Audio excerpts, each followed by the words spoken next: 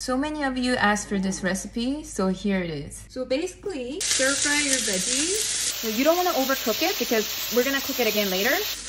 I'm adding shiitake mushrooms. Also, king oyster mushrooms. Looks like this. Just cut off the roots, clean off any dirt, and just slice it. For mushroom, I'm not gonna start with oil because it's gonna absorb too much oil. Just gonna add a little bit of water.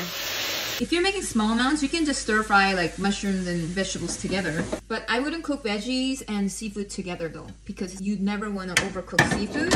It's called Shanghai tips. It belongs to bok choy family. Okay, you can use bok choy too if you can't find this, but we like this one better. This one really shrinks in volume, so even if you put a lot, it's gonna get very small. Okay?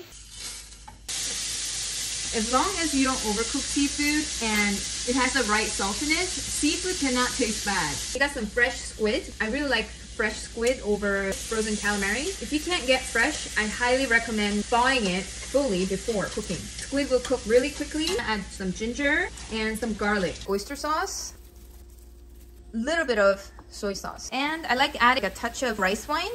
Okay, I'm adding all the vegetables back. I'm gonna add more oyster sauce. Oh my god, I'm almost out. You're gonna have a little bit of liquid from the vegetables and stuff. You want a little bit of potato starch mixed with cold water. Just pour it in.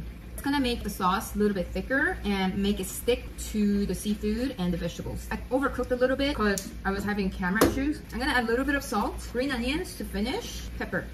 This dish is so much better with sriracha sauce. If you have cilantro, it tastes really good in here too. Like add it at the end.